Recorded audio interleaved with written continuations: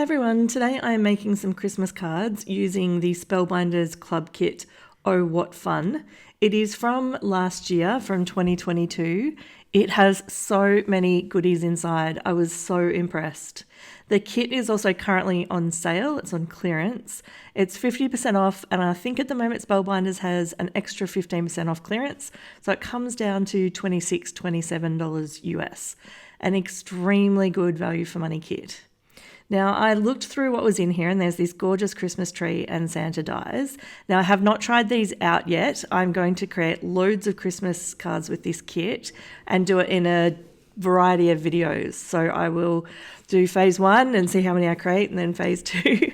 Today, I'm going to create 20 cards, and I'm going to focus on using up some of the busiest of the pattern papers. So any pattern paper where I think it's really busy and there's a lot going on is where I'm going to start. Now, the kit itself has 9 pieces of letter size cardstock, and you could see previously that one of those was bright gold. I haven't used any of those just yet. I have put them aside, and I'm sure they will come in handy down the track. What I'm doing right here is just sorting through the paper pad, and I'm putting anything bright and busy on the right hand side, and anything that's more of a neutral or a staple tone on tone, I'm putting on the left. That means it is my goal to work through and use up as much of the busy paper first.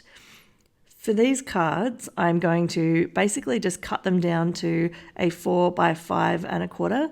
This gives me a backing panel for the card with a 1/4 inch border around in white. The next step is to choose some pattern paper that will go with the busy paper.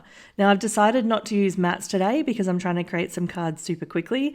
And when you create mats, especially with bulk card making, that can really slow down the process. With this paper, I am cutting down a rectangle that is 3 inches wide, and I think it's about 4 3/4 long. And I'm doing it this way because it will get me 4 pieces of pattern paper out of these 2 sheets. And this means that I can do 2 of the backing panels together with a complementary paper on top. And it just really makes the bulk processing really easy. The card layout that I'm using today has me doing the backing panel with a rectangle that I'm popping on an angle here. I'm not making it the same for all of them. I'm just going through and doing it quite quickly. And it makes it super quick to get lots of volume, which is really helpful. The next step is to sort through the ephemera. I'm doing 2 ephemera packs today. One is in the kit, and that's this one with all of these gorgeous Christmas elements. And then I also purchased separately for, I think it was about $3, the Oh What Fun Sentiments pack as well. Now, my desk is always a total disaster and mess when I'm creating. And you can see on the right-hand side, there's quite a few sentiments and some tags and even some larger pieces with a sentiment on it. Those are all from the separate ephemera pack. So 1 pack on the left and then 1 pack on the right. As I'm working through this, I'm just trying to pick a few things that are going to be of interest that will stand up against the pattern paper on the back. You always want to have some kind of contrast so that the elements are sticking off the back panel and not blending in too much. For the cards that I'm creating, I'm not using lots and lots of elements and creating a big scene. I would love to be able to do that, but I honestly struggle a bit. I find it way easier to pick a few elements and then add a sentiment and then call the card complete. I will practice building out bigger, more complicated cards at some point, but for the moment, this is what I love to create, and I feel like I'm working through my stash and getting the most out of all of the elements. One of the things I really like to do when creating cards like this is consider if I pop things up on some foam tape or some spare cardstock. You can add quite a bit of interest to a simple card just by creating a little bit of elevation. I do this on some of them where I want to put, for example, the one that you can see with the fireplace and the cat. I definitely add some foam tape to the back of the cat, and it just makes it stick off the card a little bit and show out as a bit of a focal point on the card itself. Do you make Christmas cards all year round? I was really surprised when I asked when people make holiday cards, and so many people said they do it all throughout the year, not even just the middle of the year, or they start early to have them ready for Christmas. I think that's awesome. And if you are looking for something new and if you love making cards with ephemera, then I highly recommend this kit. I have so far got 3 videos ready to go. This is number 1, and there is so much left in terms of this pack. I am loading up the paper, I'm layering it on top of each other, and there is still loads of it left. I have really started to love using some of the older Spellbinder kits just because of all the value, and the ease of everything matching up is super nice as well. This card here, and I've created 2 of everything, by the way. Every card I've created has 2. This one with the gorgeous little gingerbread man in the background is so super cute. And then the gingerbread house with the gingerbread man themselves just match up really beautifully. I can think of quite a few people that would absolutely love this card. So I will have to put this one aside for myself, I think, and maybe not donate it like I do with the majority of my cards. I am not going to show you finishing all of the cards today. I'm going to run through and put all the elements together, but then we'll just assume that I add them all onto a white card base in A2 size. This is what I use for almost every single card that I create. It's very rare for me to use coloured cardstock for a card base. If I wanted to have a darker colour as the base on the front, then I would just do either the full 5.5 by 4.25 to change the colour of the card from the front, or I would have a white border, and I would say 95% of the time I do it with a white border so that whatever design element I have on the card is going to stand out really nicely. All right, this is the one I was talking about earlier with the fireplace. Now I've added the little banner at the top, the little fireplace, and then I'm using some of my foam tape on the back here of the little cat. Now he sits up absolutely beautifully, and you can overlap him with the fireplace a little without it looking like he's in the fireplace, which is kind of nice as well.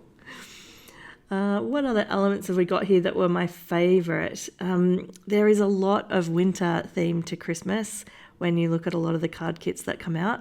Given that in the Northern Hemisphere it is winter during Christmas time, not here in Australia. We are at the park or at the beach in Christmas holidays. Definitely the hottest time of year and very sunny.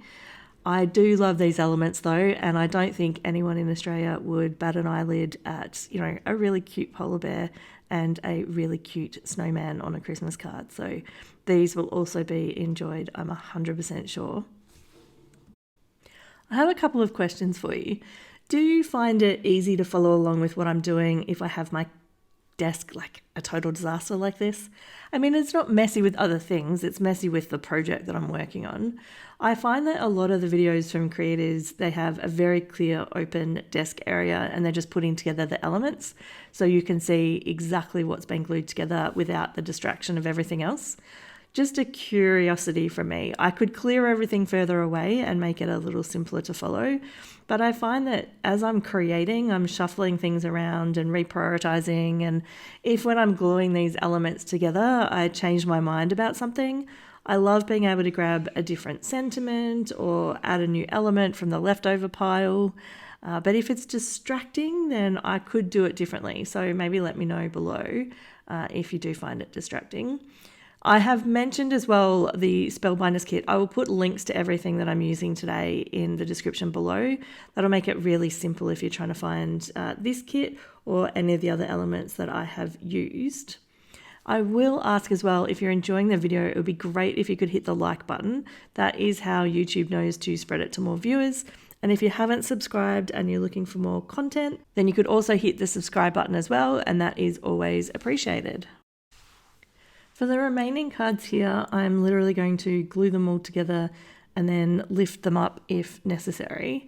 When making the choice about what to lift up off the pattern paper, generally the way that I do that is I put the basic elements that are the background or the foundation of the image or the foundation of the card, and then anything that's in the foreground or that you want to call attention to, I might pop it up a little bit. It would be very rare for me to have this particular mailbox, for example, as popped off the card. I normally do it to make something pop out or just contrast from the background. So hopefully that makes sense. I'm not sure if everybody uses foam tape or even cardstock to lift things a little bit up, but if you don't and you do everything just flat and glued on top, then I highly recommend giving it a go. This is relatively new for me. I had in the past really just popped everything down with just liquid glue, but now popping things up is very, very, very common. The other thing I would say with this is I really should have made the gingerbread man closer to the mailbox. By spreading it out super evenly like that, I basically have balanced the cards so much that there's not a focal point. So he should really be standing over next to the mailbox, and if I was really clever about it, I would have made it look like he was actually putting the letter directly into the mailbox itself. So if you are recreating any cards, I highly recommend doing that. For this card here, the tone on tone and the matching of the colours is just gorgeous. I managed to find the little Christmas list to put behind the reindeer, and it just means that these teal colours with a pop of red are really, really, really great, and they coordinate perfectly. For this one here, you can see that I've actually had the background that has the holly and the berries with the plain green on top, or the green with the dots. And that means that I can have an element that matches into that background paper be the highlight. And it really was looking a little too plain, so I was trying to figure out how to put something up in the top corner. I picked the banner from the ephemera pack, and we're done. I have put another video here that I think you might enjoy. Have a great day.